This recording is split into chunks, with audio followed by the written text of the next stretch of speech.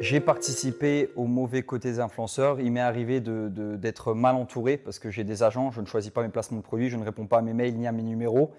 J'ai eu des agents qui sont malheureusement, je leur lance pas la pierre, hein, parce que grâce à eux, j'ai pu mettre ma famille aussi à l'abri. Ils m'ont nourri, ils m'ont logé. Mais c'est vrai que je pense que si j'avais eu la bouteille que j'ai aujourd'hui, je me serais mieux entouré. J'aurais pas accepté n'importe quel placement de produit, je me serais beaucoup plus remis en question.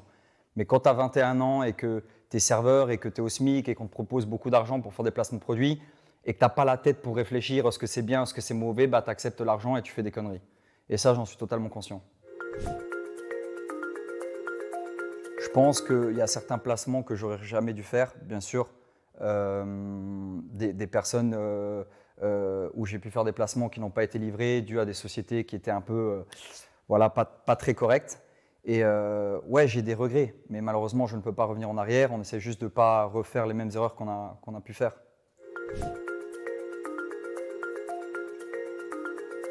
Je vais être honnête avec vous, je pourrais dire ah oui, non, pas du tout. C'est vrai que quand on m'a dit écoute Dylan, tiens, prends les 2000 euros, fais ce placement de produit-là, mon agent il a vérifié, je lui fais confiance et je fais le placement de produit. Et oui, je pense que j'ai été naïf. J'ai été naïf, je n'ai pas remis la parole de mon agent en question, j'ai juste fait le placement et j'ai pris l'argent. C'est vrai que j'aurais dû peut-être un peu plus y réfléchir, mais ça n'a pas été le cas. J'ai été un peu naïf, j'ai été un peu bête, j'ai fait des erreurs, j'en suis conscient. C'était un nouveau métier et c'était de l'argent facile, on le sait. Mais aujourd'hui, je ne le referai plus, ça c'est sûr.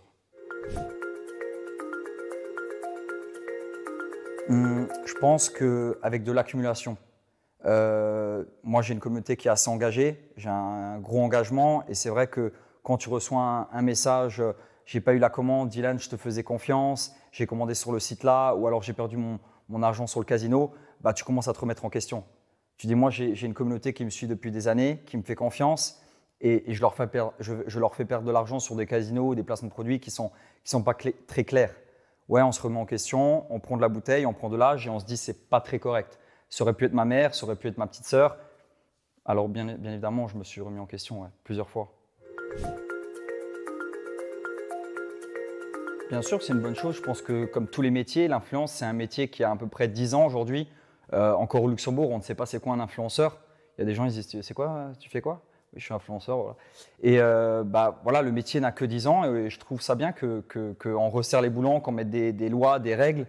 Mais il ne faut pas que, moi je trouve que des fois c'est un petit peu abusé de la manière que c'est fait, qu'on fait comme si les influenceurs étaient à l'origine de tout ce qui se passe en France.